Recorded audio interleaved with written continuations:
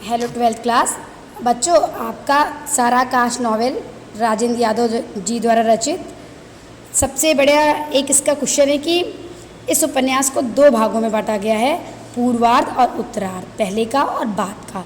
लेखक इस विभाजन से क्या समझाना चाहते हैं, स्पष्ट करिए। इसको पढ़िएगा बच्चों। सारा आकाश उपन्यास राजेंद्र यादव द्वारा रचित एक समस्यात्मक उपन्यास है जिसमें प्रश्न तो हैं पर उत्तर नहीं है, भावनाएं हैं पर विचार नहीं है, दर्द है पर आनंद नहीं, समस्याएं भी हैं लेकिन समाधान नहीं है। ये ऐसा उपन्यास आपका एक ऐसा समस्यात्मक उपन्यास है। देखिए, इस उपन्यास की रचना लेखक ने उस समय की थी जब उन्होंने तुरंत एमए की पढ़ाई की थी, 1951 में की थी। उस समय देश को स्वतंत्र हुए केवल 4 वर्ष हुए थे। सामने युवकों की आशाएं और आकांक्षाएं मुंह बाए खड़ी थी। युवकों के मन में उत्साह था। सारा आकाश उसके सामने था, सारा आकाश, होल स्काई, सब कुछ, सारे रास्ते युवकों के आगे थे। लेकिन परिवार की सीमाएं उसकी उड़ान में रुकावट डाल रही थी। जैसे इस नॉवल में दिखाया गया कि समर भी बहुत कुछ करना चाहता है लेकिन परिवार की सीमाएं उसके मार्ग में रुकावट बन रही थी। चाह कर भी वो कुछ नहीं कर पा रहा था। देखिए, आकाश की 10 दिशाएं होती हैं बच्चों। इस उपन्यास में भी सभी दिशाओं के प्रतीक हैं 10 अध्याय जो सारा आकाश में संकलित हैं। पूर्वार्ध सांझ का प्रतीक है, उत्तरार्ध प्रातः का। पूर्वार्ध शाम का प्रतीक है, उत्तरार्ध सुबह का। सांझ के बाद रात होती है, कुछ नहीं दिखाई देता है, मन में अनेक प्रश्न भी उठते हैं पर किसी प्रकार का उत्तर नहीं मिल पाता। यानी शाम होती जाती है, अंधेरा होता है, रात और गहरी होती है, उजाला नहीं होता है। यदि उपन्यास को ध्यान से देखा जाए तो इसका भी पूर्व का आधा भाग अंधकार से भरा है।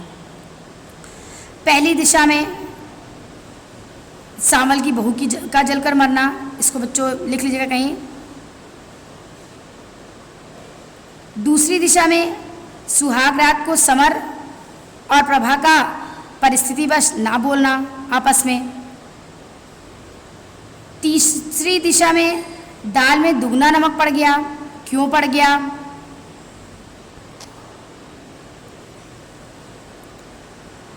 समर सब्जी से खा सकता था पर क्यों नहीं खा सका। तो बच्चों, आपका जो पूर्वार्ध है वो बिना उत्तर वाली 10 दिशाओं के नाम से भी लिखा हुआ है। यानी कि कुछ प्रश्न हैं जिसके उत्तर नहीं मिल पा रहे हैं। आपका अगर क्वेश्चन आता है तो आप लिखिएगा, सावल की बहू क्यों जलकर मरी, आखिर समर और प्रभा ने एक दूसरे से बात क्यों नहीं की। जब समर ने देखा कि एक खाने में किसी एक चीज़ में नमक अधिक है तो सब्जी से भी खा सकता था, क्यों नहीं खाया। प्रश्न है पर किसी के उत्तर नहीं है। चौथी दिशा में समर निराश और हताश क्यों है, वह प्रभा को भूलना चाहकर भी क्यों नहीं भूल पा रहा है। ये आपके कई प्रश्न हैं, इनके उत्तर नहीं हैं, इसको लिखिएगा। पांचवी दिशा में मुन्नी कुछ बताना चाहकर भी क्यों नहीं बता पाई। भाभी आ गई, भाभी चली गई, लेकिन मुन्नी को अगर बताना था तो क्यों नहीं बता पा रही थी।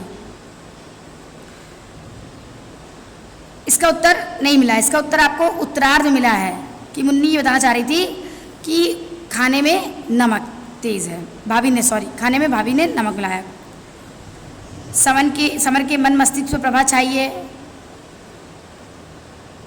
दिन रात समर प्रभा के बारे में सोचता है लेकिन वो उसको लेने नहीं जाता है। इसी दिशा में प्रभा के आने से समर के अंदर प्रसन्नता है, वो प्रभा को क्षमा कर देना चाहता है, लेकिन प्रभा और भाभी की बात सुनकर उसमें अहम और क्रोध क्यों भर जाता है। आखिर क्रोधित होने की जरूरत क्या है, इसका भी उत्तर नहीं है। सातवीं दिशा भी नया प्रश्न लेकर आई है। जब समर वाकई में नए जमाने का युवक है, सैद्धांतिक रूप से पर्दा प्रथा के खिलाफ है, प्रभा के पर्दा ना करने पर तब उसका विरोध क्यों करता है। उसके अनुसार पत्नी को मारना भी ठीक नहीं होता है, लेकिन बिना सोचे समझे वो प्रभा को मार भी देता है। अपने हाथों की 5 उंगली उसके गाल पर उसका निशान भी उसको दिखता है। क्यों मारता है, बिना कुछ जाने समझे।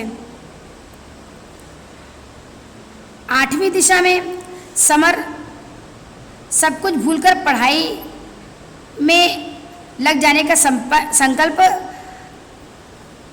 करता है। इसका क्या मतलब है?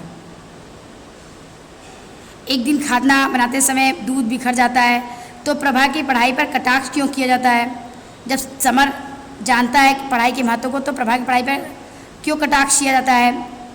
आखिर वो छत पर अगर बाल धुलती है तो इतना हंगामा क्यों होता है? 9वीं दिशा, मुन्नी की इच्छा के विरुद्ध उसको ससुराल भेज दिया जाता है। ये उचित है? बिना उत्तर की 10 दिशाएं हैं। उसके पति जैसे व्यक्ति पर कैसे विश्वास कर लिया जाता है? 10वीं दिशा में आसमान के नीचे ओस में भीगकर आधी रात को प्रभा का रोना किस ओर संकेत करता है? तो बच्चों, ये आपके प्रश्न हैं, इन प्रश्नों का उत्तर नहीं मिला है, इसलिए ये आपका पहला प्रश्न पीड़ित बिना उत्तर वाली 10 दिशाएं आपकी हैं, उसकी समरी है। कुछ प्रश्न हैं जिन प्रश्नों के उत्तर नहीं मिल रहे हैं। एक स्त्री ही स्त्री की दुश्मन क्यों है? समर और प्रभा के रोने से उनके बीच की 1 साल की कड़वाहट मधुरता में बदल गई। दोनों रोते रहते हैं, ना एक दूसरे को देखा ना बात की, ऐसा क्यों? तो ये बच्चों आपका बिना उत्तर वाली 10 दिशाओं का सारांश है। इसको आप पढ़िएगा, फिर से ध्यान दीजिएगा। हम आपको इसकी एक फ़ोटो भेज रहे हैं। सांवल की बहू क्यों जलकर मरी? समर प्रभा क्यों नहीं बात किए? दाल में नमक किसने डाला? समर खाना छोड़कर क्यों उठ गया? वो सब्जी से खा सकता था। समर निराश हताश क्यों है? वो प्रभा को भूलना चाहकर भी नहीं भूल रहा है। मुन्नी कुछ बताना चाहती है लेकिन नहीं बता पा रही है। समर प्रभा के आने पर उसको क्षमा कर देना चाहता है लेकिन फिर भी वो क्रोध से क्यों भर गया? पर्दे के खिलाफ है, फिर भी प्रभा के पर्दा ना करने के विरुद्ध में है, विरुद्ध है। वो जानता है कि स्त्री पर हाथ उठाना गलत है, लेकिन फिर भी अपनी पत्नी के ऊपर परिवार वालों के भड़काने पर हाथ उठा देता है, चिल्लाने पर। मुन्नी की इच्छा के विरुद्ध उसे मायके क्यों भेजा जाता है? और अंत में समर और प्रभा एक दूसरे को ना देखते ना बात करते हैं, बस 1 साल की कड़वाहट मधुरता में बदल जाती है। दोनों आपस में मिलकर रोते हैं, तो ऐसा क्यों? बात क्यों नहीं करते हैं? इसको बच्चों आप लोग पढ़ लीजिएगा, फिर बात की आपकी प्रश्न पीढ़ी 10 दिशाओं का सारांश बाद में बताएंगे।